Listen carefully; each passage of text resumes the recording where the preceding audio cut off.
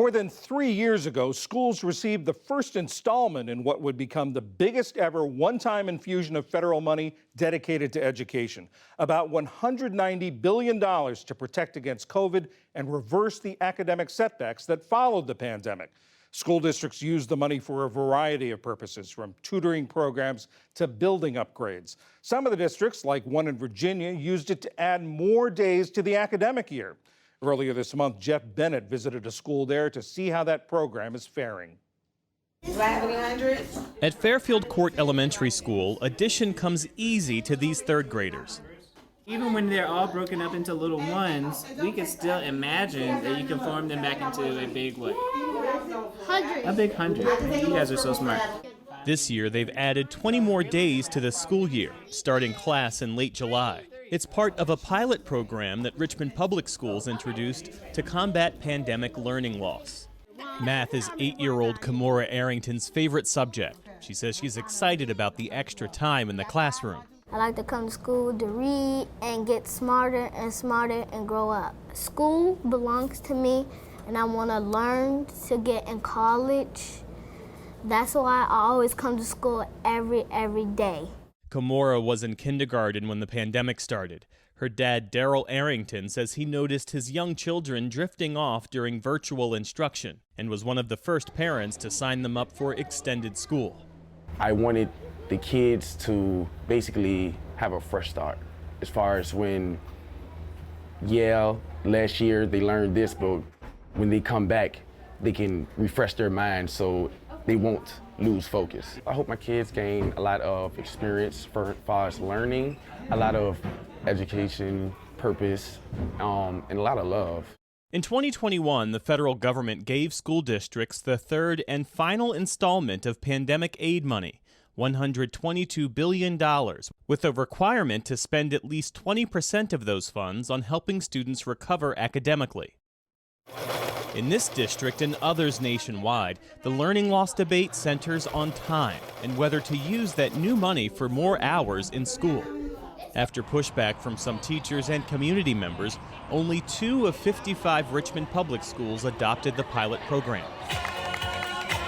On July 24th, state and city officials welcomed students at Fairfield Court for their first day in class after a 6-week summer. That morning, Richmond Public School Superintendent Jason Camrus said maintaining the status quo was not an option.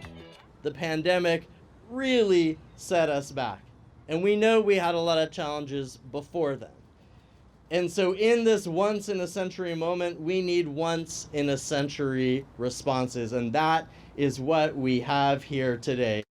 Richmond is a notable example of what researchers call a national crisis. From 2019 to 2022, the city's 3rd through 8th graders lost the equivalent of a year and a half in math and reading instruction. The city's Black and Hispanic students make up roughly 85% of public school enrollment and faced the greatest fallout. Nearly all students at Fairfield Court live in a neighboring public housing development under the same name. In the fall of 2020, Angela Wright became their principal, but didn't actually see students in person until the following year. That was hard for relationship building, just to see how parents really suffered going through the pandemic and even trying to get their kids on board with education.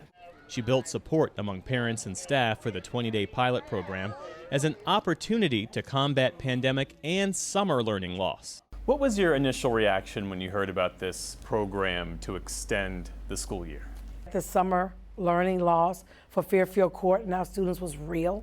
Our kids would come back and it's like they had lost everything they had learned. So when our superintendent presented it to all, that was something that I was like, wow, that would really benefit our students. Teachers receive a $10,000 bonus for working the extra month and an additional $5,000 after reaching certain academic goals. Great job. During the pilot, Damon Hunt's teachers have introduced him and his classmates to more hands-on learning, like field trips. We've been testing science experiments outside, paper airplanes. I like the field trips. The field trips were like super fun. We got to go swimming. Like, yeah, it was pretty cool. But opponents of changing the traditional school calendar say the district already has underfunded needs and shouldn't add more days to what they call a broken system. I think partly the motivation for extending the calendar was the mentality that the pandemic created issues that were not there, but that is not so. These issues have been rampant in Richmond Public Schools for years. Nettie Suarez is a high school teacher and the president of the Richmond Education Association, the city's teachers union. I think a better way to use that money is to have smaller classrooms, focus on teacher retention, improve the quality of our buildings. Right now we have buildings with mold. Suarez also points out that when the district surveyed parents and teachers about changing the status quo nearly 2 years ago, the majority voted to keep the traditional calendar.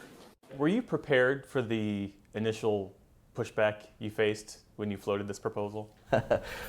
Well, I think anytime we introduce change, there's going to be a pushback. Richmond Public School Superintendent Jason Cameras says schools could only participate in the program if they showed strong support among parents and staff. He said students have already passed the first test, attendance. It's going to all come down to student achievement, student satisfaction, teacher satisfaction. But I can tell you one of the first indicators we look at is, did the kids show up? In the first 20 days, Fairfield Court had an average attendance rate of 90%. The program is an approach education researchers say works under certain conditions. The evidence does suggest that more learning time, whether it's in the form of extended school days or school years, intensive tutoring or summer schooling, does in general, when it's done properly, make a difference in student achievement. Thomas Tock is the director of Future Ed, an independent education think tank at Georgetown University. He supports the extended school pilot program in Richmond, but says there is no one-size-fits-all approach on how to best spend the federal funding. In some places, the absence of air conditioning or heating in schools, it makes learning very difficult. And so what we've seen is that less affluent districts, often in rural communities, are spending some of their federal monies on HVAC systems and on updating their textbooks and other things that more affluent districts sort of have been able to afford in the course of their annual budgets. It's hard to assess what's right in a given community without understanding the circumstances in that community. Richmond school district officials argue additional days combined with small group tutoring will positively impact students now and in the future. This year, Fairfield Court will have 5 tutors for students struggling to keep up. If this program is effective and does help these children academically, will the position of the union change? Absolutely. Our position is what works best for all students, what is equitable for all students. And so that's why we want to make sure that everyone understands that these are 2 schools. How many students are in these 2 schools? As opposed to continuing to lose learning in other schools because we're short-staffed, because we're underfunded. That's really where the problem is. The district used part of its pandemic recovery funding to pay for the program, which cost $2 million between both schools.